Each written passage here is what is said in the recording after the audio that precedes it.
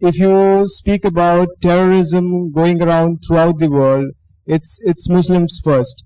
Whenever I cross by a Muslim area in Calcutta, I get to hear a lot of abusive words. So why not?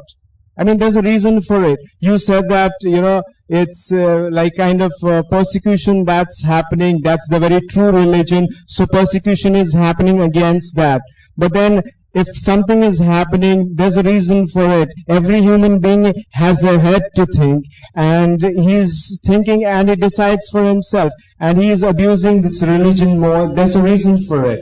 I mean, if tomorrow, if certain Muslim does something wrong, I have a problem with that person, but I respect Islam. And tomorrow if a Christian does something wrong, that person is not okay, but that does not mean that I don't have respect for Christianity.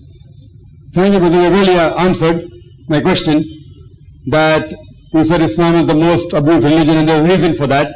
And you said that terrorism, the cause is Muslims and Islam. And then you said that whenever you pass an area belonging to Muslims, you hear a lot of abuses. Hypothetically, if I agree what you're saying is right, I've gone through Muslim area, I haven't heard abuses. Maybe the area you have gone to, maybe. So if a Muslim is abusing, he is not a practicing Muslim. Who should be blamed? That Muslim, not the religion. Not the religion. You said that. If that's what I said, that you have said certain things, which because certain Christian people have done something, so you think, that the religion is not okay. Where did I say? Did I in my talk ever said that because Christians haven't done so and so thing? Did I ever use? I have always quoted Bible. I'm coming to it. I said that Jesus is not God, peace be upon him, because Bible doesn't claim that he is God. Where did I use the word Christian? I never used it. When you pose a question trying to prove that Jesus Christ, peace be upon him, is God, I gave you references from your Bible. You quoted the verse, I gave you the reference. Where did I bring the Christian in between? Did I bring no? You said that few, very good scholars of Christianity, they have revised the Bible. So it's... Yes, brother. No. The scholars of Bible say that was not there in the Bible. That means that is not a part of the Bible. I am not talking about Christians, I am talking about your doctors of divinity. See, you have to really understand that there has been adulteration in the Bible. Bible is not the word of God. So these scholars say that if we remove the adulteration, it will come closer to authenticity. I am not saying that, your scholars are saying that. So I am not talking about any Tom, Dick and Harry. I am talking about an RSV, the Revised Standard Version of the Bible, is the hot seller, best seller. It had made millions of dollars. Why? Because it is closest to the authentic Bible. Not that it's totally authentic. So what you have to realize, what you have to say, I don't believe in the scholars. Then which Bible do you believe? Even the Bible you're reading has been written by scholars. It's not totally the word of God. The word of God which was revealed to Isa alayhi salam, Jesus Christ, peace be upon him, it is not maintained in authentic form. We Muslims believe in the Wahi, the revelation which was given to Isa alayhi salam. The present Bible is not the Wahi. It is a mixture. The present Bible, besides containing word of God, it even contains the word of prophet, it contains the word of historian, it even contains pornography. Do you know? Your Bible, unfortunately, I am sorry to say, even contains pornography. I challenge you to read the Bible in front of this audience, Ezekiel chapter 23 verse number 1. It is nothing but depends upon how you interpret it. Whichever way you interpret, pornography is pornography. Whether you say it nicely or fast, pornography is pornography. You want to say, I want to say pornographic movie for knowledge. What knowledge? Pornography is pornography. So therefore we say, this part cannot be the word of God. There are things mentioned in the Quran also, but the way it is mentioned, like if I have to say, I can use medical terminologies. I can say the same thing in a vulgar fashion, in a good fashion. I being a doctor, I know how to say. But if I use vulgar words, it becomes pornography. If I use medical terms, using right words, it doesn't become pornography. So brother, as you said, that Islam is being targeted, I agree with you. According to Time magazine, an article which came in the 16th of April, 1979, it said that in a span of 150 years, from 1800 to 1950, more than 60,000 books have been written against Islam. Means more than one book a day. And now, the rate has increased, especially after 11 September. But just because you are saying that Muslim countries you find terrorism, I want to ask a simple question.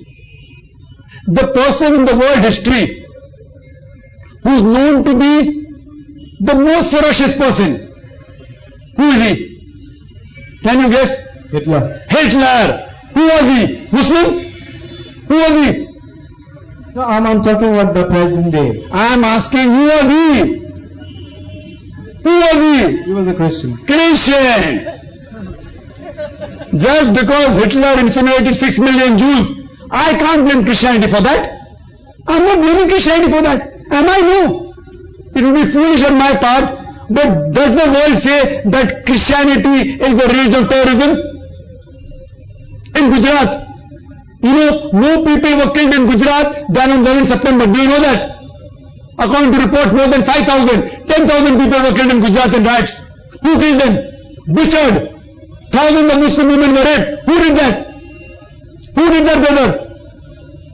Who did that in Gujarat a few years back? Narendra Modi and his associates. Very good. Who were they? Muslims? Who were they? Muslims? Who were they? No. Who were they? They were Hindus. Hindus. It is open, absolutely open in front of us. People are giving hue and cry for 11 September. We have full sympathy for them. I condone. I condemn that. I condemn that. When thousands of Muslims were butchered, and in a span of few days, thousands of Muslim women were raped in public, what does the government do? Just put a commission? Do people say that Hinduism is a religion of terrorism? Do they say that? In our country, what are we talking about outside? What happened in Babri Masjid riots? Thousands of Muslims were killed throughout India. The problem is they are the politicians. I don't blame Hindu religion. I know the Hindu religion doesn't say that kill the Muslims. I know that. I am a student of Hinduism. Islam says if you kill any human being, whether Muslim or non-Muslim, unless it be for murder or for creating corruption in the land, it is as though you have killed the whole of humanity. Christianity also says that. But it is the politicians. Because they wanted to win. They want the vote bank. They don't mind killing thousands of human beings. Tomorrow, if someone convinces Narendra Modi that he becomes a Muslim, he becomes a Prime Minister, inshallah he'll become a Muslim. Inshallah. Why? Vote bank. Where are they practicing the religion? All these people you analyze, are they practicing religion? What do they know about the religion? What do they know about Hinduism? What do they know? They are a blot on the religion of Hinduism. So what people do, this, I even condemn the Muslims. Those Muslims who are actually involved in the act of terrorists, they are to be blamed. But every act of terrorism that you think may not be an act of terrorism. I have given a talk on terrorism and jihad and Islamic perspective, where I have clarified the concept that Islam is a religion of peace. It's a religion of peace. Right, if I'm not wrong, I believe if you translate Islam, it literally means peace. So why there's so much of terrorism? You know, when you think of terrorism, a very synonymous word to that is Islam. So why is it that? Because, you know, when you think of terrorism and such dirty acts, you know, every religion, there are certain people who do a lot of wrong things. In Islam, you know, it's in a very magnified manner. Why is it so? Is there? Why is it so? Very good question. Who is to blame?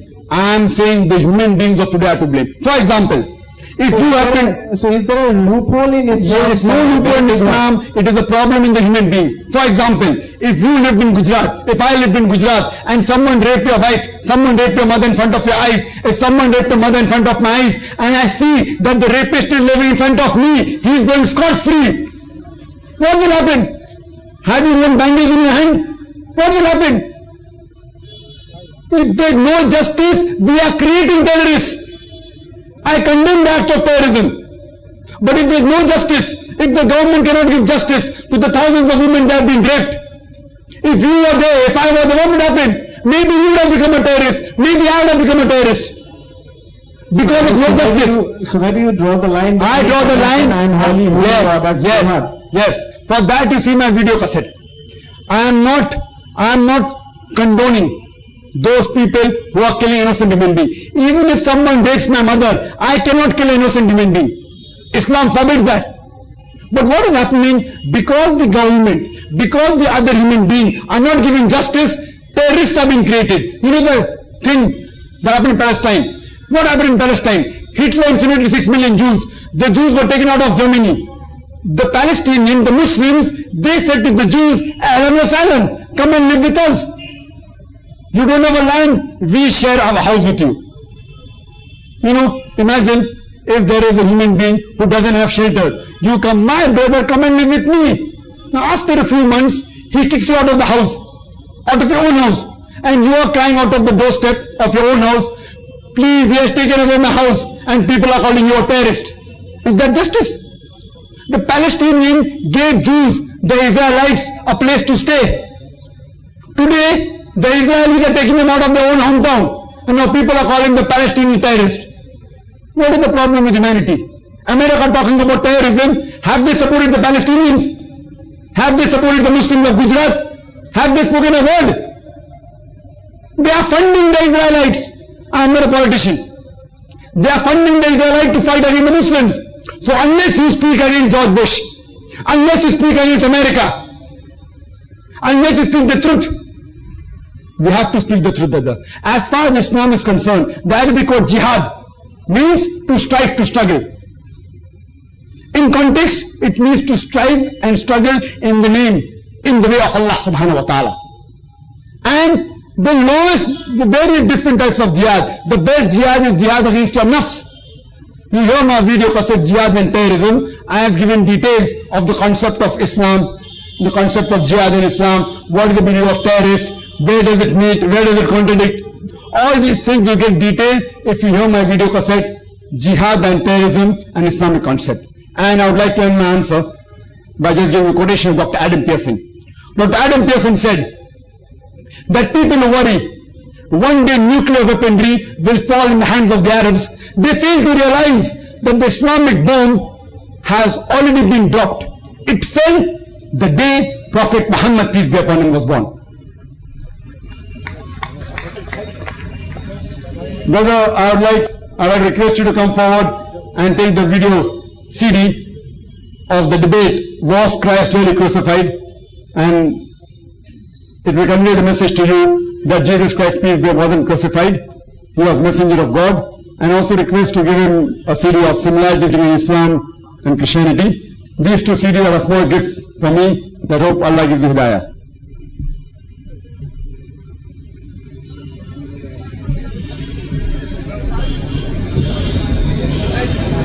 Do we have any non-Muslim brothers? غیر مسلم بھائی کوئی ہیں؟ مسلم. Yeah, I'm a Muslim.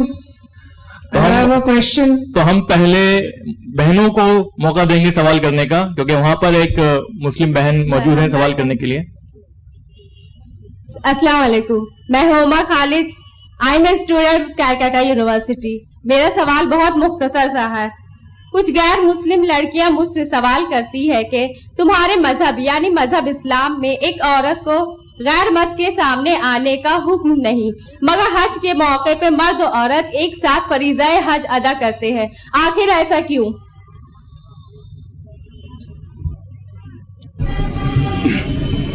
بہن نے سوال کیا کہ غیر مسلمان نے ان سے سوال کیا کہ اسلام میں خواتین کو غیر مرد کے سامنے آنے کی اجازت نہیں، لیکن حج میں اسلام اجازت دیتا ہے کہ غیر مسلم غیر مرد اور خواتین ساتھ میں کرتے.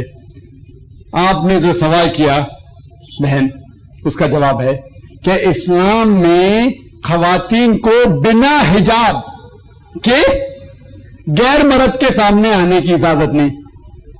حجاب کے ساتھ اگر رستے پہ چل رہے ہیں تو بالکل اجازت ہے، بالکل اجازت ہے، کون روک سکتا انہیں. لیکن حجاب کے دائرے میں رہنا چاہیے. اگر کوئی خاتون غیر مرد کے ساتھ ہنسی مذاق کر رہی یا ہوتا نا کالجز میں لڑکا لڑکیاں, ان سے پکچر دیکھیے, امیتابھ بچن کا, دھرمیندر کا. تو یہ بنا بنیاد کے بات چیت کرنا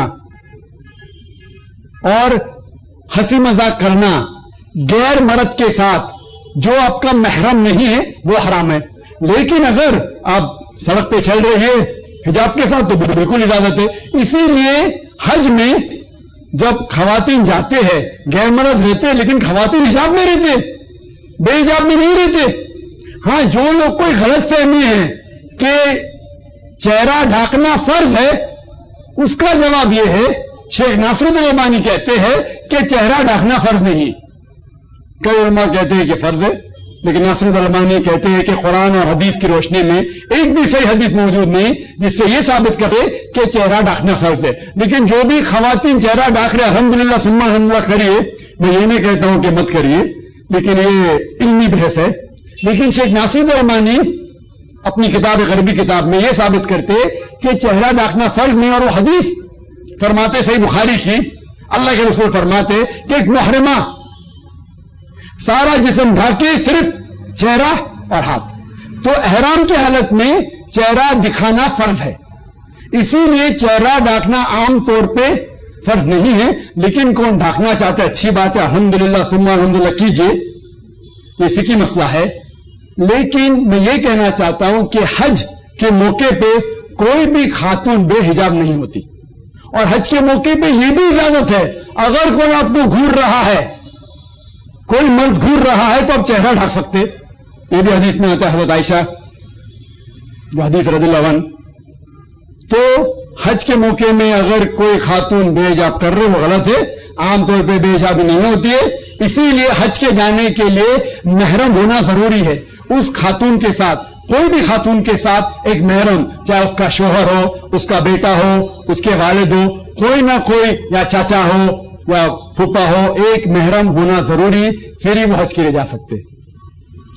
اس سے پہلے کہ ہم اگلا سوال لیں, میں ایک بار پھر ہمارے غیر مسلمین بھائی جو اس مجلس میں بیٹھے ہیں ان سے گزارش کروں گا کہ اگر آپ کے دماغ میں کوئی بھی اسلام سے متعلق سوال ہے آپ کے ذہن میں, تو فوراً مائک پر آئیں اور اپنا سوال کریں. اس سے بہترین اپرچونٹی, اس سے بہتر موقع آپ کو نہیں ملے گا. اگر آپ اسلام کو کرٹیسائز بھی کرنا چاہتے ہیں, اس کے خلاف بھی بولنا چاہتے ہیں, تو یہاں پر آپ بالکل فری محسوس کریں اور اپنا سوال پیش کریں, اور انشاءاللہ ڈاکٹر ذاکر نائک آپ کو مطمئن جواب پیش کرنے کی کوشش کریں گے. اب یہ ہمارے بھائی جو آگے کھڑے ہیں مسلمان بھائی, یہ سوال کر سکتے ہیں. السلام علیکم, میرا نام شارق صدیقی ہے, میں ایک لا اسٹوڈنٹ ہوں. Today, sir, you gave the concept of Allah and shirk. I would like to ask you whether the application of Uniform Civil Code will amount to shirk as it tries to eradicate or changes Shariat law.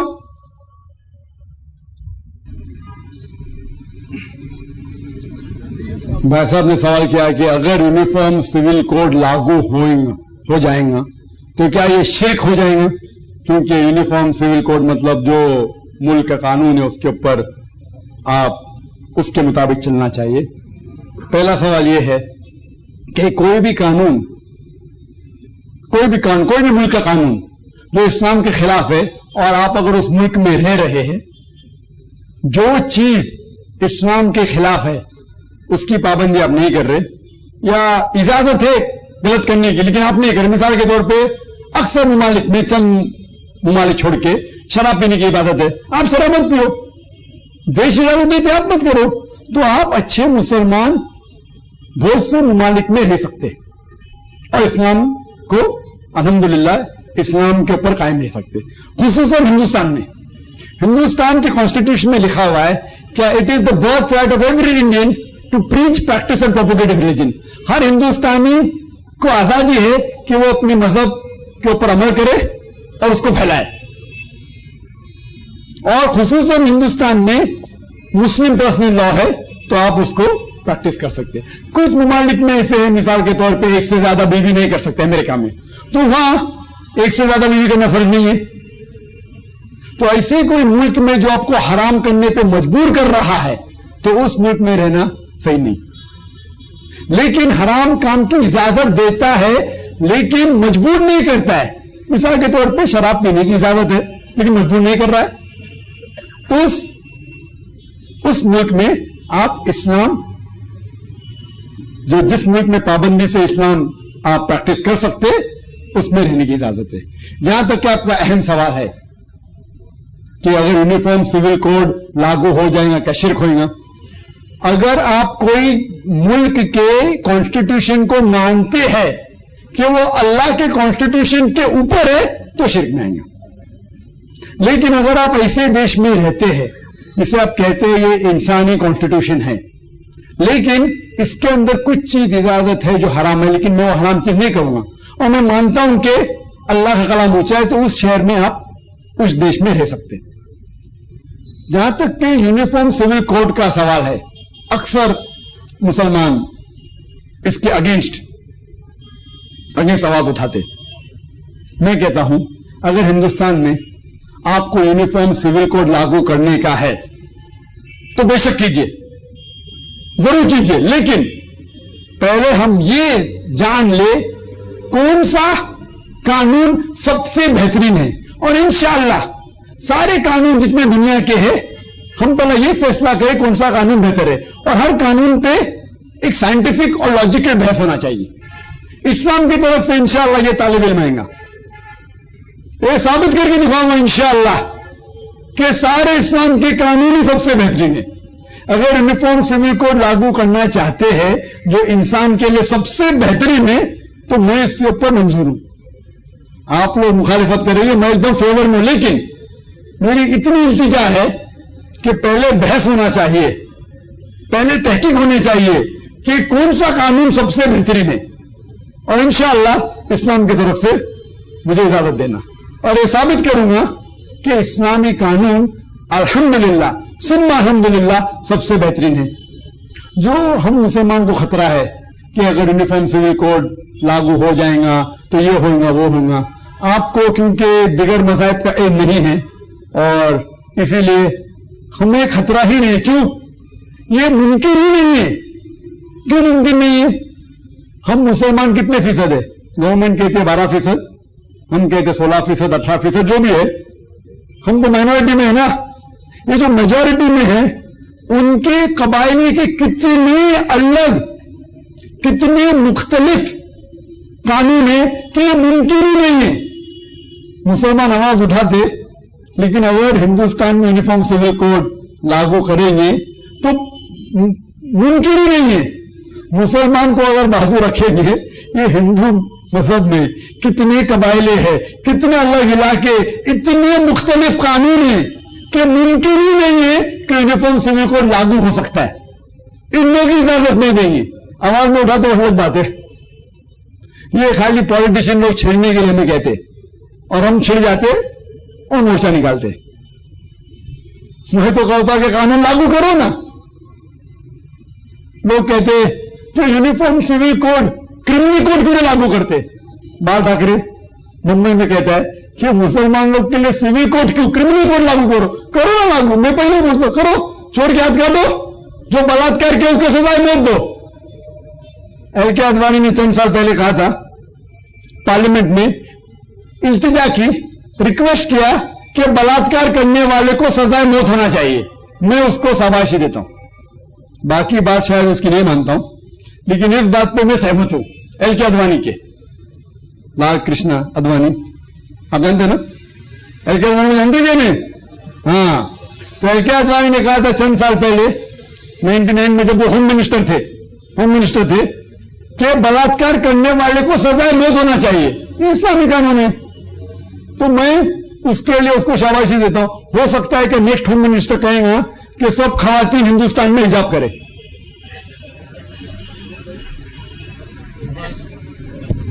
ایک بار پھر میں رضاکار جو موجود ہیں یہاں پر ان سے درخواست کروں گا کہ اگر لائن میں یا کیو میں کوئی غیر مسلم بھائی موجود ہیں تو ان کو آگے لائیں تاکہ وہ سوال کر سکیں. کوئی غیر مسلم بھائی موجود ہیں تو جو پیچھے والا مائک ہے وہاں پر جو بھائی ہیں وہ سوال کر سکتے ہیں. السلام علیکم, میرا نام محمد الیاس ہے, میں چمڑے کا کام کرتا ہوں. میرا پہلا سوال ہے استخارہ جو کیو ٹی وی میں دکھایا جاتا ہے وہ صحیح ہے یا غلط ہے, اور فاتحہ کرنا کیسا ہے؟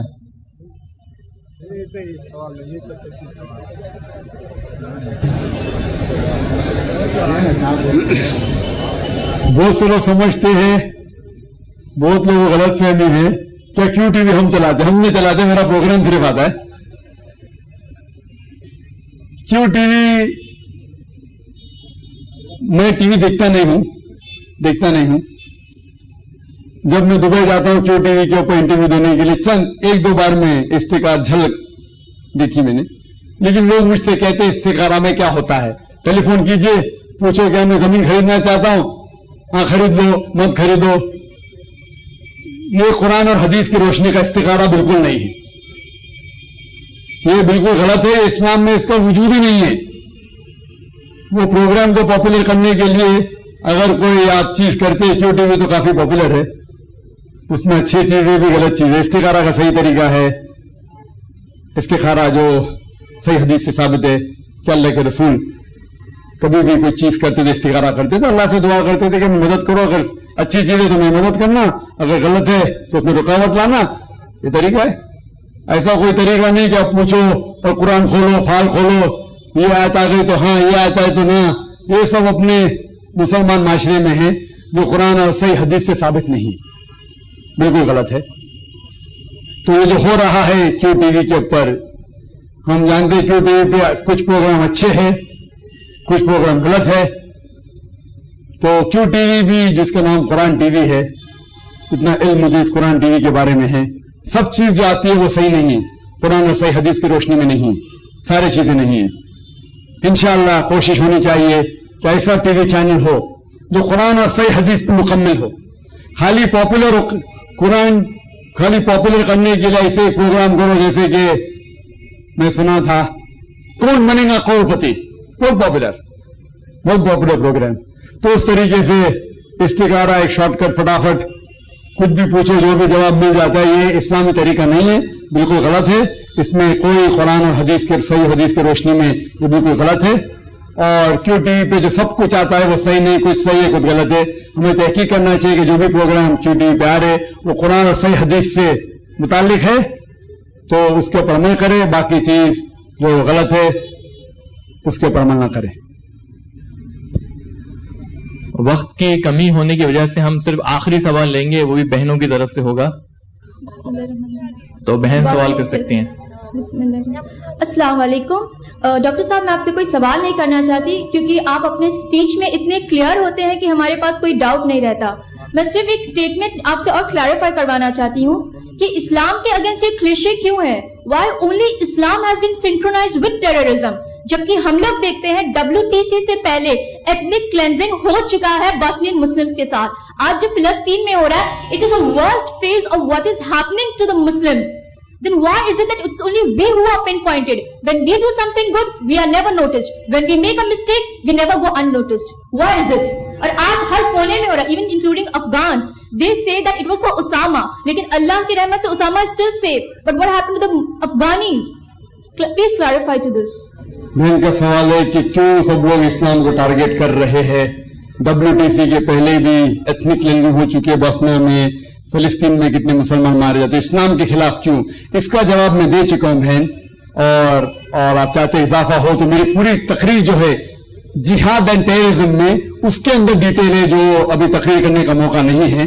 لیکن خصوصاً کیونکہ اسلام جس تیزی سے پھیل رہا ہے اسی لیے اس کے خلاف آواز اٹھائی جائے. مثال کے طور پہ جو انسان جس کے خلاف سب سے زیادہ کتاب لکھی گئی کون سا انسان ہے؟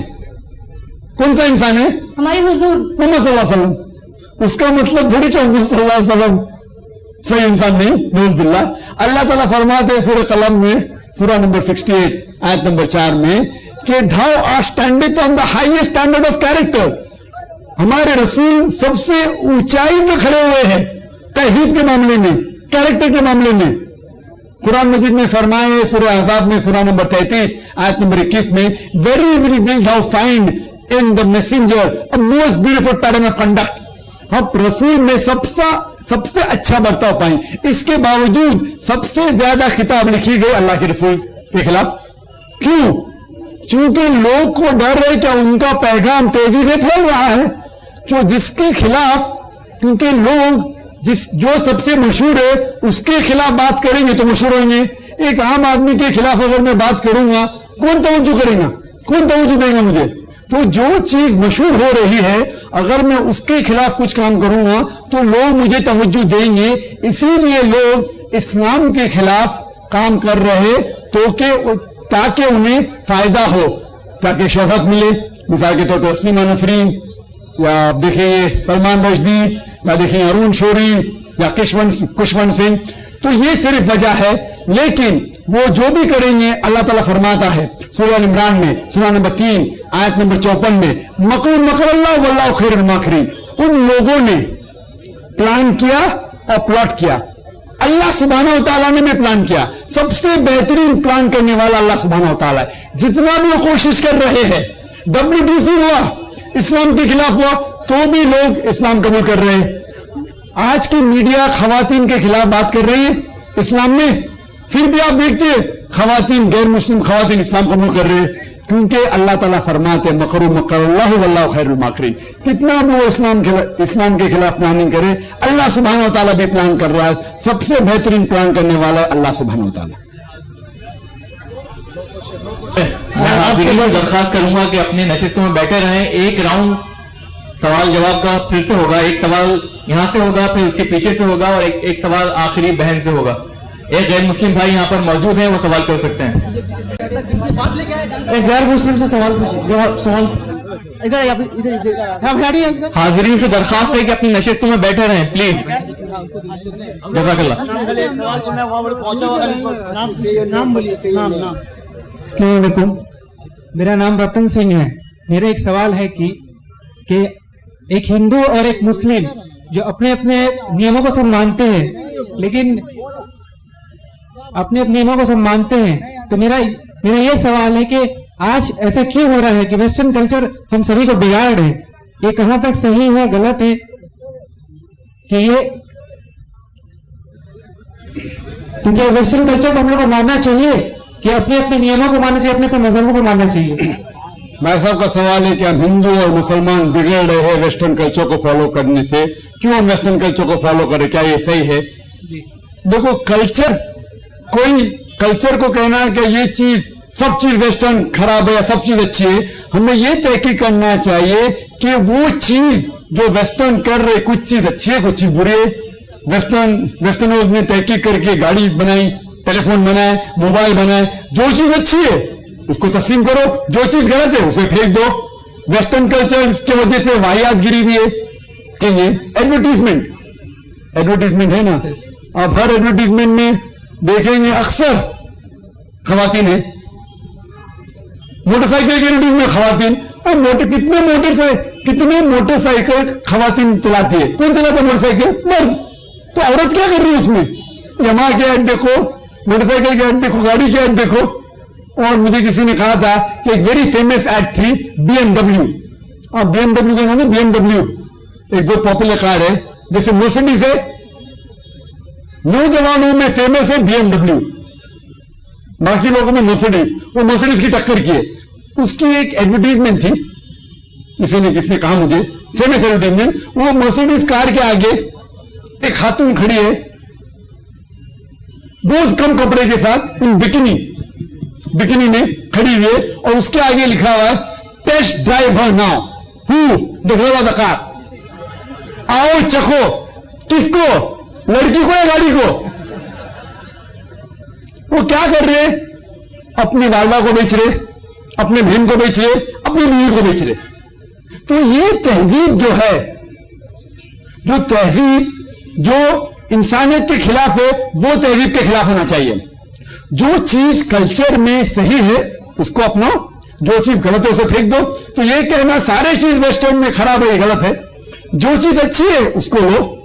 तो अफसोस की बात है कि बहुत से लोग वेस्टर्न कल्चर को समझते एकदम उम्दा कल्चर है और धीरे धीरे उसके तरफ जाते हैं। इसीलिए हमें इन लोगों से कहना चाहिए कि पहले आप तहकीक करो कि जो चीज आपको फॉलो करना है वो सही है कि नहीं, वो इंसानियत के फेवर में है कि नहीं। जो फेवर में सही हक की बात है उसको कबूल करो, जो ना हक की बात है उसे छोड़ दो। پیچھے جو بھائی صاحب کھڑے ہیں وہ سوال کر سکتے ہیں پیچھے والے مائک پر. سے کھڑے ہو گئے. ہیلو السلام علیکم.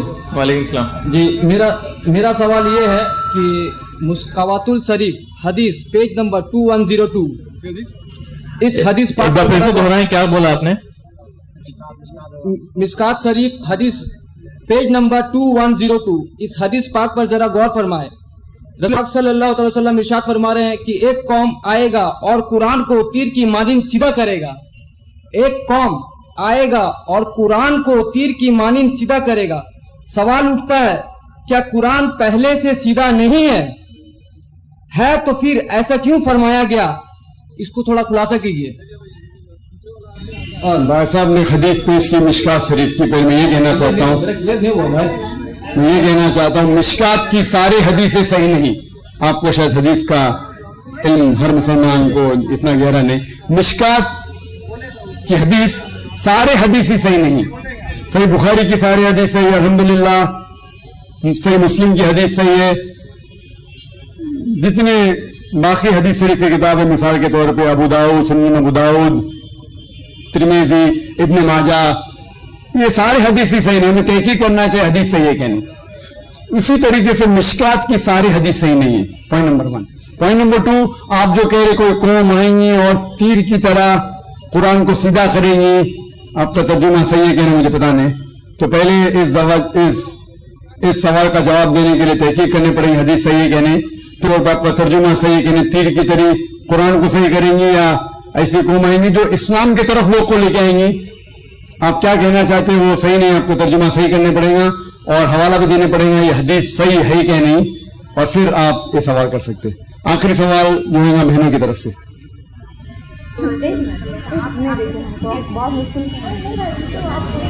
بہنیں سوال کر سکتی ہیں. السلام علیکم.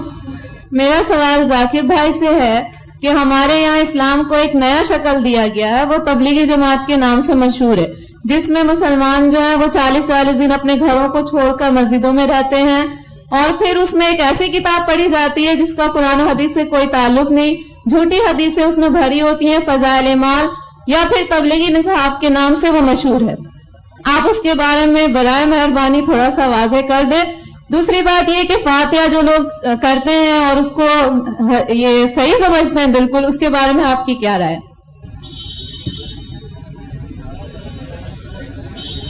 حالانکہ ایسے سوال کا جواب میں اکثر دیتا نہیں ہوں کیونکہ میرا فن جو ہے وہ اسلام اور دیگر مذاہب کیونکہ آخری سوال اور خواتین کی طرف سے ہے. لوگ یہ نہیں کہنا چاہتے خواتین کے حوالات کا جواب میں نہیں دے رہا ہوں.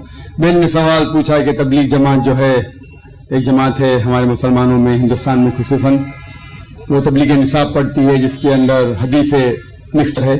آپ بالکل صحیح فرماتی ہے کہ تبلیغ نصاب یا فضائل اعمال جسے کہتے ہیں اس کے اندر وہ کتاب ہے جو مولانا زکریا صاحب نے لکھی تھی.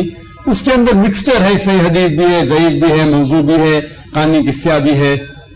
تو اسے سارے حدیث کو ماننا اور سارے حدیث پہ عمل کرنا صحیح نہیں. ہمیں عمل کرنا چاہیے صحیح حدیث پہ. صحیح حدیث ہماری حجت ہے. ان کے لیے اگر آپ ضعیف حدیث جاننا چاہتے ہیں یا ضعیف حدیث دوسرے حدیثوں سے مل کے صحیح ہو جاتی ہے وہ ٹھیک ہے. لیکن باقی موضوع حدیث یا ضعیف حدیث کو حجت قائم کرنا یہ اسلام کی شریعت کے حساب سے صحیح نہیں. ہمیں عمل کرنا چاہیے قرآن اور صحیح حدیث پہ. ان کے لیے اگر آپ جاننا چاہتے ہیں تو الگ بات ہے. تو یہ اسی لیے یہ افسوس کی بات ہے کچھ مسلمان ایسی کتابیں جیسے تبلیغ نصاب ہو اس کو قرآن سے زیادہ اہمیت دیتے ہیں جو غلط ہے. ہمیں قرآن پہ عمل کرنا چاہیے اور صحیح حدیث کی کتاب جیسے میں نے کہا صحیح بخاری ہے صحیح مسلم ہے ان کے سارے حدیث ماشاءاللہ آپ کو محدث ہونے کی ضرورت ہی نہیں سارے حدیث صحیح ہے. پھر آپ جا سکتے ہیں سنن ابو داؤد ترمذی ابن ماجہ سنن نسائی ایسے کتابیں ہیں جن سے انشاءاللہ ان میں اکثریت حدیثیں صحیح ہے سارے نہیں وہ باقی کتابوں سے. تو ان کا مطالعہ کرے تو امید ہے کہ آپ کے علم میں اضافہ اور ہوگا. وہ جو لوگ کمپیریٹو ریلیجن کے ہیں اور تحقیق کرنے کی وجہ سے کچھ باقی کتاب پڑھنا چاہتے ہیں تو اس میں کوئی حرج نہیں ہے. اور جو سوال تھا کہ 40 دن ایسا کوئی میں قرآن مجید کی کوئی آیت نہیں جانتا ہوں جس میں لکھا ہوا ہے کہ 40 دن کے لیے آپ کدھر جاؤ یا کوئی صحیح حدیث میں نہیں جانتا ہوں جس میں لکھا ہوا ہے کہ 40 دن کے لیے آپ काम छोड़ के कुछ जाना चाहिए, या गश्त होता है हफ्ते में 1 बार, महीने में कम से कम 2 बार, साल में कम से कम 3 दिन, जिंदगी में कम से कम साल में 40 दिन, महीने में 3 दिन, जिंदगी में कम से कम 1 बार 4 महीने, ये सब चीज कुछ कुरान से हदीस से साबित नहीं है, कुरान से हदीस साबित नहीं। लेकिन हमें हमारे मुसलमान भाइयों से प्रेम से पेश आना चाहिए। अफसोस की बात है कि हमारे मुसलमान भाइयों में इत्तिहाद नहीं है। उसकी वजह है कि कम इल्म की वजह से हमें इनसे प्यार से पेश आना चाहिए, हिकमत से पेश आना चाहिए और कुरान हदीस की दावत देना चाहिए, इस्लाह करना चाहिए हमारे भाइयों की। ये कहना कि आप गलत है और शिद्दत के साथ उनकी मुखालिफत नहीं करना चाहिए। प्यार और हिकमत के साथ, जिस तरीके से मैं कहता हूं बहनों को मुसलमान के लिए भी काम कर सकते हैं, और हम उस बात की तरफ जहां पर हमें यकसा है, क्या यकसा है? कुरान है, सही हदीस है, यकसा है, उसके ऊपर अमल करो। तो अफसोस की बात है कि हम हिकमत का इस्तेमाल नहीं करते, इसीलिए तफर्रुक है। मैंने एक तकरीर दी थी चेन्नई में जनवरी के महीने में, यूनिटी इन मुस्लिम उम्मा, इस्लाम की उम्मत में इत्तिहाद, और ये तकरीर अंग्रेजी में है जिसमें मैंने फॉर्मूला दिया है किस तरीके से कुरान और सही हदीस के ऊपर अमल करेंगे तो इंशाअल्लाह सारे मुसलमान इत्तिहाद में रहेंगे, एक होंगे। जैसा अल्लाह ताला फरमाते हैं सूरह इमरान में सूरह नंबर 3 आयत नंबर 103 में, वातसिमू बिहब्लिल्लाह जमीअन वला तफर्रकू, आओ हम अल्लाह की रस्सी को मजबूती से पकड़े। अल्लाह की रस्सी है कुरान और सही हदीस। इसको अगर हम पढ़ेंगे समझ के, अफसोस की बात हम कुरान समझ के पढ़ते ही नहीं।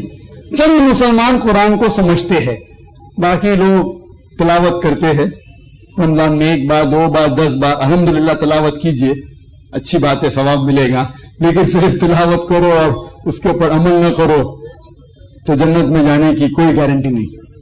तिलावत करो, अगर आप अरबी नहीं जानते तो उसका तर्जुमा पढ़ो, उर्दू में पढ़ो, हिंदी में पढ़ो, मराठी में पढ़ो, अंग्रेजी में पढ़ो, जो जबान पे आपको महारत है उस जबान में पढ़ो। बुखारी का तर्जुमा पढ़ो, सही मुस्लिम का पढ़ो और अमल करो। अफसोस की बात है कि हम कुरान मजीद को समझ के नहीं पढ़ते, इसीलिए कोई भी आदमी अपने आप को आलिम बोल के आपको घूमने लेके जाता है। कोई भी कुछ भी क्या फतवा दे दिया, मान लिए।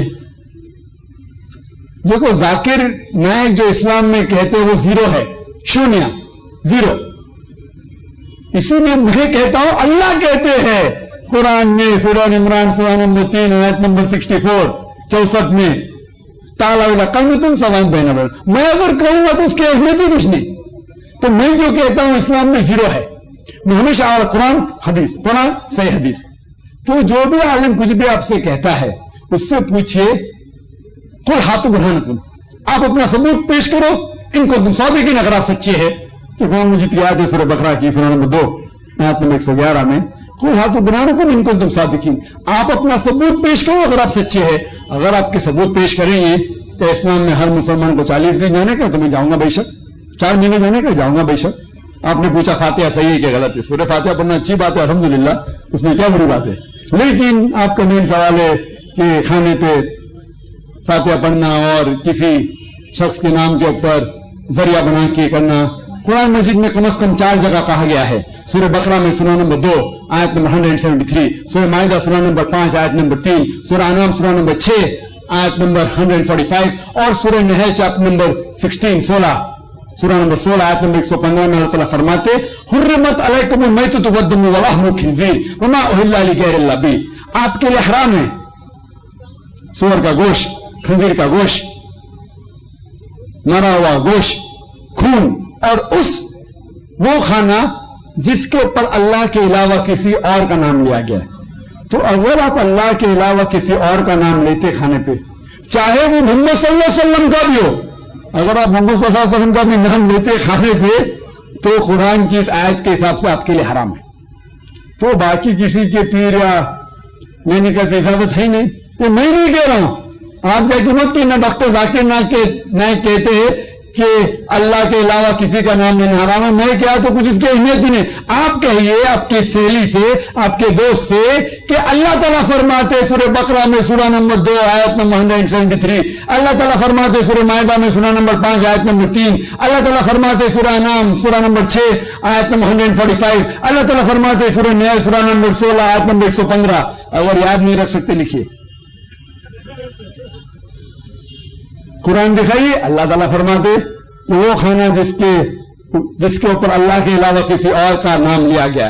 تو اکثر جہالت کی وجہ سے کچھ ہمارے مسلمان بھائی بہن اس غلط فہمی کا شکار ہے. کیا یہ دین کے اندر یہ دین کا مسئلہ ہے؟ لیکن اس بات پہ میں اس جواب کو ختم کروں گا. شیخ ابن تیمیہ فرماتے ہیں، شیخ ابن تیمیہ جو الحمدللہ ثم الحمدللہ ایک بڑے عالم تھے الحمدللہ، وہ فرماتے ہیں کہ اگر کوئی مسلم کوئی دوسرے انسان کو سجدہ کرتا ہے سمجھ کے کیا وہ دین کا حصہ ہے تو وہ شرک نہیں کر رہا ہے. اگر کوئی مسلمان ایک دوسرے انسان کی سجدہ کرتا ہے یہ سمجھ کے کہ دین کا حصہ ہے تو وہ مشرک نہیں ہے جب تک آپ اسے یہ نہیں سمجھائے کہ یہ غلط ہے. جو اگر انجانی میں جہالت میں اگر کوئی مسلمان بھائی کوئی غلط کام کر رہا ہے تو ہمارا فرض ہے کہ ہم حکمت کے ساتھ اسے سمجھائے. اللہ تعالیٰ فرماتے سورہ نحل میں سورہ نمبر 16 آیت نمبر 125 میں ادعو الی سبیل ربک بالحکمہ والموعظۃ الحسنہ وجادلہم بالتی حسن، کہ لوگوں کو بلاؤ اللہ کی طرف حکمت کے ساتھ اور حسنت کے ساتھ اور اچھے طریقے ہے کہ ہم مسلمانوں میں اتحاد پیدا کریں قرآن اور حدیث کی روشنی میں. یہ شیخ ابن تیمیہ کا جو قول ہے تو ہمارا فرض ہے کہ ہم جو مسلمان بھائی انجانے میں جہالت میں کوئی غلط چیز کر رہے ہیں تو پیار سے سمجھائیے، حکمت سے سمجھائیے، قرآن کے ذریعے سمجھائیے. وہ آپس میں جھگڑا کرنے سے اختلاف بڑھیں گے اور ہم مسلمان اتحاد نہیں ہوں گے. تو میری گزارش ہے مسلمان بھائیوں سے اس سوال کے آخری جواب دیتے وقت کہ انشاءاللہ ہمارا فرض ہے کہ ہم قرآن کے اوپر چلے، صحیح حدیث پہ چلے، اس کے اوپر عمل کرے اور یہ پیغام مسلمانوں میں نہیں غیر مسلمان تک پھیلائے. وآخر دعوانا الحمدللہ رب العالمین. سوال و جواب کا سلسلہ ختم ہو گیا ہے اور میں تمام سامعین کرام کو پھر ایک بار 10 منٹ کے لیے گزارش کرتا ہوں کہ آپ صبر کیجیے اور ہم آپ سے صرف 10 منٹ مانگ رہے ہیں تاکہ ہمارا کلچر ہماری تہذیب باقی رہے. دین حق کانفرنس یہ 2 روزہ کانفرنس ہے. 5 تاریخ کی یہ نشست اپنے انتہا کو پہنچنے والی ہے. 6 تاریخ کو الحمدللہ بہت ہی اہم ترین موضوع پر ایک اہم ترین شخصیت، قرآن اور سائنس جیسا موضوع. آپ سوچ سکتے ہیں کہ قرآن جو اللہ رب العالمین نے جس کو نازل کیا ہے بالکل وہ سائنس ہے، بالکل سائنس ہے، کوئی اس میں شک شبہ کی گنجائش نہیں. اگر اس معاملے کو سمجھنے کی کوشش کرنا ہے اور سمجھنا چاہتے ہیں کہ نماز کے اندر سائنس کیا ہے، روزہ کے اندر سائنس کیا ہے، حج کے اندر سائنس کیا ہے اور دیگر احکام کے اندر سائنس کیا ہے، اگر آپ سمجھنا چاہتے ہیں تو ہم امید کرتے ہیں کہ کل بھی انشاءاللہ تعالی آپ کے اندر یہی جذبہ رہے گا جو ابھی آپ نے ہمارے سامنے پیش کیا ہے. آپ کا وقت نہیں لیں گے، پھر بھی 5 منٹ اور گزارش کرتے ہیں کہ چونکہ یہ پروگرام الوداع ایجوکیشن اینڈ ویلفیئر سوسائٹی کی جانب سے ہوا ہے، اس لیے الوداع ایجوکیشن اینڈ ویلفیئر سوسائٹی ایک سپاسنامہ پیش کر رہی ہے، اسے آپ سن لیجئے. صدر صاحب کا دعائیہ کلمہ ہوگا اور اس کے بعد اعلان ہوگا اختتام کا. صبر کیجئے 5 منٹ. ایک سپاسنامہ بخدمت دا کلکتہ فروٹ مرچنٹس ایسوسی ایشن. انسانیت کی فلاح و بہبود کا مبارک فریضہ ہر ایک انسان کے ذمہ ہے. اس اعتبار سے دنیا کے سارے انسان برابر اور ایک دوسرے کے بہی خواہ ہیں، مگر اسلام اپنے ماننے والوں کو یہ تعلیم دیتا ہے کہ مسلمان انسانیت کا سب سے بڑا بہی خواہ اور ہمدرد ہے، اور انسانوں کے تئیں اس فریضے کی ادائیگی پر ہی اسے عام انسانوں پر فوقیت و فضیلت حاصل ہوئی ہے. اللہ تعالیٰ کا فرمان ہے کنتم خیر امت اخرجت للناس تأمرون بالمعروف وتنہون عن المنکر. آل عمران آیت نمبر 110. تم بہترین امت ہو, لوگوں کے لیے نکالی گئی ہو, خیر و بھلائی کی دعوت دینا اور برائیوں سے روکنا تمہارا فریضہ ہے. لہذا اس مقام مرتبہ کی حصولیابی اور اس فریضے کی ادائیگی کے پیش نظر Kolkata Alwah education and welfare society نے دین حق کانفرنس کے انعقاد کا فیصلہ کیا, جو اپنی نوعیت کی سب سے مختلف کانفرنس ہے, جس کے ذریعے سے اللہ کے پیغام کو عام انسان مسلم و غیر مسلم کے درمیان پہنچایا گیا. اس کانفرنس کے انعقاد کا اور اس مبارک خدمت دین اور دعوت اللہ کے فریضہ کی ادائیگی کا قیمتی صحرا دا Calcutta fruit merchants association کو جاتا ہے, جس کے گرا قدر تعاون سے ہی علماء کرام اور خاص طور پر عالمی شہرت یافتہ اسلامک اسکالر جناب ڈاکٹر ذاکر نائک صاحب کو اس کانفرنس میں مدعو کرنا ممکن ہوا ہے, جن کے دیدار اور جن سے استفادہ کے لیے پورا شہر کلکتہ مشتاق تھا. الحمدللہ وہ دن پورے آب و تاب کے ساتھ جلوہ افروز ہوا اور انسانوں کا دونوں طبقہ مسلم و غیر مسلم, علماء کرام اور خاص طور پر جناب ڈاکٹر ذاکر نائک صاحب سے فیضیاب ہوا. اللہ ہم سبوں کے عمل میں اخلاص عنایت فرمائے اور اسے شرف و قبولیت بخشے, آمین. اس سنہرے موقع پر ہم سب سے پہلے اللہ کا شکر ادا کرتے ہیں, پھر علماء کرام اور ڈاکٹر ذاکر نائک صاحب کے مشکور و ممنون ہیں کہ آپ نے ہم دونوں کی دعوت کو قبول فرمایا اور اپنا قیمتی وقت نکال کر فیضیابی کا موقع عنایت فرمایا. Alwah education and welfare society the Calcutta fruit merchants association کو اپنا سپاس نامہ پیش کرتے ہوئے اپنے تمام اراکین سوسائٹی کی جانب سے مشکور و ممنون ہے کہ اس ایسوسی ایشن نے یقینی طور پر ایک ایسا مبارک اقدام کیا ہے جو اس کی اپنی تاریخ میں ایک سنہرا باب ہے اور دیگر دوسرے تجارتی ایسوسی ایشنز کے لیے دعوتی خدمات کی حصہ داری میں ایک آئیڈیل اور بہترین نمونہ بھی بنی ہے. اللہ تعالیٰ اسے شرف و قبولیت بخشے, آمین. یوں تو مختلف ایسوسی ایشنز کی جانب سے انسانی فلاح و بہبود کے بہت سارے کام جیسے بلڈ ڈونیشن کیمپ, آئی ٹریٹمنٹ کیمپ, ہیلتھ کیمپ وغیرہ جیسے کام تو انجام دیے جاتے ہیں, مگر انسانیت جس فلاح و بہبود کی سب سے زیادہ محتاج ہے وہ ہے اس کے اندر اسلامی روحانیت پیدا کرنا, تاکہ دنیا اور آخرت دونوں کی سعادت مند زندگی مل سکے.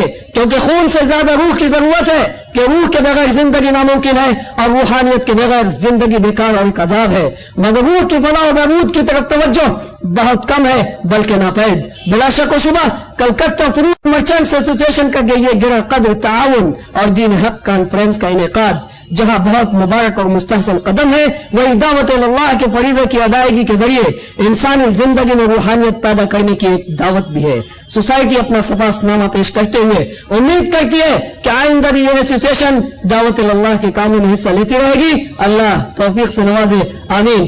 آخر میں سوسائٹی اپنی نیک خواہشات اور دنیا اور آخرت کی خیر و بلائی کی دعاؤں کا خوبصورت گلدستہ دا Calcutta fruit merchants association کو پیش کرتی ہے. وصلی اللہ علیہ نبی محمد وعلیہ وسلم اجمعین. اور یہ سپاس نامہ میں گزارش کروں گا کہ ڈاکٹر ذاکر نائک صاحب اپنے دست مبارک سے فروٹ مرچنٹس ایسوسی ایشن کے صدر اور سیکرٹری کو عنایت فرمانے کی زحمت گوارا کر لیں. جزا اللہ خیرہ.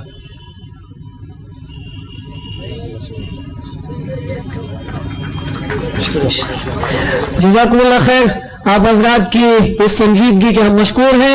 اب بس صرف چونکہ یہ نشست اصغر علی امام مہدی صاحب کی صدارت میں منعقد ہوئی ہے, لہذا میں صدر صاحب سے مؤدبانہ گزارش کروں گا کہ صرف دعائیہ کلمہ کے اوپر اجلاس کے اختتام کا اعلان کر دے تو بہتر ہوگا.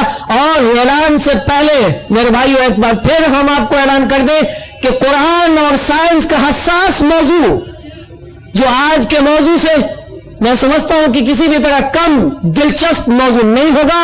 آپ اس کے منتظر رہیں اور اسی جذبے اور ولولے کے ساتھ دوبارہ ہم آپ کا استقبال کرنے کے لیے یہاں تیار بیٹھے ہیں اور آپ کا ہمیں انتظار رہے گا. اور ہم ایک اور اعلان کر دیں کہ بھائی کل صبح Rabindra Sadan hall auditorium hall کے اندر ڈاکٹر صاحب کا انگریزی پروگرام منعقد ہونا ہے. میں معذرت خواہ ہوں, اتنے مطالبات مسلم اور نان مسلم کی جانب سے ایسوسی ایشن کو اور سوسائٹی کو آیا ہے کہ ہم نے پورا نہیں کہا, ہم پورا نہ کر سکے. لیکن الحمدللہ سی ٹی کیبل پہ جس طرح آج پورے شہر کلکتہ کے اندر یہ پروگرام براہ راست ٹیلی کاسٹ کیا جا رہا ہے, اسی طرح سے رابندر سدن ہال کا پورا پروگرام انشاءاللہ آپ گھر بیٹھے ہوئے اطمینان سے دیکھ سکتے ہیں. تاہم نان مسلم برادرز کو ہم پھر گزارش کریں گے کہ ہماری دعوت پہ ضرور تشریف لائیں. اب ہم ہو سکتا ہے کہ اب ہم صدر صاحب سے گزارش کریں گے کہ آپ تشریف لائیں اور دعائیں کریں. السلام علیکم ورحمۃ اللہ وبرکاتہ. حامدا و مصلیا و بعد. اللہ رب العزت والجلال کے دربار میں ہم سب ہاتھ اٹھائیں اور دعا کریں کہ اللہ رب العزت والجلال نے جن بھائیوں کو، جن ایسوسیشنز کو، جن تنظیموں کو، جن علماء کو اور جن جوانوں کو، جن رضاکاروں کو اور ہمارے عوامی بھائیوں کو اس نیک کام کے لیے توفیق عطا فرمائی ہے، ان سب کو جہاں مزید اس طرح سے نیک کام کرنے کی توفیق عطا فرمائے، اسی طریقے سے ان کے گناہوں کی مغفرت بھی فرما دے. اللہ رب العزت والجلال سے ہم یہ بھی دعا کرتے ہیں کہ اللہ رب العزت والجلال تو سب کا خالق و مالک ہے، تو نے ہی سب کو پیدا کیا ہے، تو نے ہی اپنا پیغام ہمیں سنایا ہے کہ ہم ہی تمہارے خالق و مالک ہیں، لہذا تم میری ہی عبادت کرو اور اس طریقے سے کرو جس طریقے سے میں نے تم کو اپنے پیارے نبی محمد رسول اللہ صلی اللہ علیہ وسلم کے ذریعے سے اپنا میسج اور پیغام دیا ہے. ہم یہ بھی دعا کریں، اللہ رب العزت والجلال سے دعا کر رہے ہیں کہ اللہ رب العزت والجلال تو نے ہم پر بہت اور سب سے بڑی دولت تو نے ہم پر نچھاور کی ہے کہ کلمہ لا الہ الا اللہ کہ اللہ تعالیٰ تیرے علاوہ کسی کی عبادت نہیں کریں گے. اللہ رب العزت والجلال تیرے علاوہ کسی کی نہیں مانیں گے، کسی کے سامنے نہیں جھکیں گے. محمد الرسول اللہ اور سارے نبیوں پر، سارے رسولوں پر ایمان لے آتے ہیں، لیکن تیرے آخری نبی محمد الرسول اللہ صلی اللہ علیہ وسلم جو رسالت، جو میسج، جو سندیش لے کر کے آئے ہیں، محمد الرسول اللہ وہی تنہا ہمارے ایسے رسول ہیں اللہ جو تیرا پیغام ہم کو سنانے کے لیے قرآن و حدیث کی روشنی میں، قرآن و حدیث کے طور پر ہم کو عطا فرمایا ہے. اس پر جس طریقے سے ہم ایمان لے آئے ہیں، کلمہ پڑھتے ہیں، اسی طریقے سے اس پر عمل بھی ہمارے لیے آسان فرما دے. اللہ رب العزت والجلال یہ امانت تم نے پہاڑوں کو دی تھی، یہ امانت قرآن کی تو نے زمین پر بھی پیش کیا تھا، یہ امانت تو نے آسمان کو بھی دیا تھا. یہ ہم سے بہت زیادہ دیکھنے میں مضبوط سرشٹی اور مخلوق ہیں. تو نے کہا تھا انا عرضنا الامانۃ علی السماوات والارض والجبال فابین ان یحملنها واشفقن منها وحملها الانسان. اللہ رب ہم نے یہ قرآن جیسی دولت، قرآن جیسی طاقت، قرآن جیسی انسانیت کی بھلائی اور رہنمائی کی چیز ہم نے دی تھی. پہلے آسمان کو دیا تھا، سارے آسمانوں کو دیا تھا. یہ اتنا مضبوط ہے لیکن اس نے انکار کر دیا. زمینوں کو دیا تھا، اس نے انکار کر دیا. پہاڑوں کو دیا تھا، اس نے انکار کر دیا تھا. اور شک نہ ملا، ڈر گئے تھے کہ یہ امانت ہم اپنے بھائیوں تک، ایسے بھائیوں تک جو اپنی ہی عزت لوٹتے ہیں، ایسے ہی بھائیوں تک جو اپنا ہی خون بہاتے ہیں، اپنے ہی جیسے خون کو بہا دیتے ہیں، ایسے ہی بھائیوں تک جو اپنے ہی جیسے لوگوں کو کے ساتھ گھات کرتے ہیں. اللہ رب العزت والجلال ہم ایک ایک کے پاس جائیں گے، خواہ وہ کسی بھی جگہ کے رہنے والے ہوں، کسی بھی نسل سے تعلق رکھتے ہوں، کسی کی طرف اپنا انتساب مذہب کے اعتبار سے، دھرم اور قوم اور ملک کے اعتبار سے کرتے ہیں. ہم ان کے پاس جا کر کے نرمی سے، حکمت سے تیرے دین کو پھیلائے ہیں. ہم نے یہ وعدہ کیا تھا. رب العزت والجلال ہمیں یہ توفیق ارزانی فرما دے. اس کلمے کے توفیق جو سب سے بڑی دولت دی ہے، اس دولت سے ہم کو فائدہ بھی اٹھانے کی توفیق عطا فرما. ہم مسلمان ہیں تو اس ناحیے سے کہ ہم صحیح اس کو سب سے بڑے خزانے کو اس سے حاصل کر کے، اس کتاب سے حاصل کر کے اپنی زندگی بھی اچھی بنائیں، اپنے بھائیوں کی زندگی کو اچھی بنائیں اور اپنے دیگر بھائیوں کو جن کے لیے اللہ تعالیٰ نے یہ نعمت ہم کو دی ہے ان کی زندگی بھی اچھی بنائیں. اسی کے ساتھ ہم سب کے لیے دعا کرتے ہیں کہ اللہ رب العزت والجلال قرآن کے واسطے سے ہمارے ڈاکٹر صاحب نے یہ تقریر فرمائی ہے، اس قرآن کی برکت کو عام کر دے اور ان کو بھی اس دنیا جہان میں اس کا بہترین بدلہ عطا فرمائے. اور جتنے بھائی میرے یہاں حاضر ہوئے ہیں یا دور دراز سے جہاں سے سن رہے ہیں، اللہ رب العزت والجلال ان کے سب کو گناہوں کو اس مسلم شریف کی حدیث کی روشنی میں معاف فرما دے اور اس کی برکت سے ان کی دنیا جہان میں اسلام اور ایمان کی دولت بھر دے. اور اسی کے ساتھ اللہ رب العزت والجلال اللہ हम दुआ करते हुए रुखसत हो रहे हैं। रब्बि इश्रह ली सदरी व यस्सिर ली अमरी वहलुल उक़दतम मिन लिसानी सुब्हान रब्बिका रब्बिल इज़्ज़ति अम्मा यसिफून व सलामुन अलल मुरसलीन वल्हम्दुलिल्लाहि रब्बिल आलमीन। अस्सलामु अलैकुम।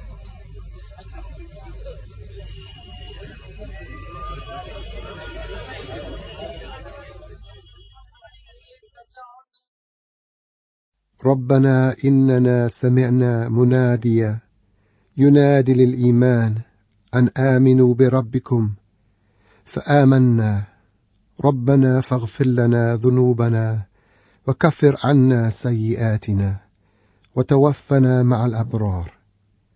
اللهم صل على محمد وعلى آل محمد كما صليت على إبراهيم وعلى آل إبراهيم في العالمين إنك حميد مجيد. سبحان ربك رب العزة أما يصفون وسلام على المرسلين والحمد لله رب العالمين.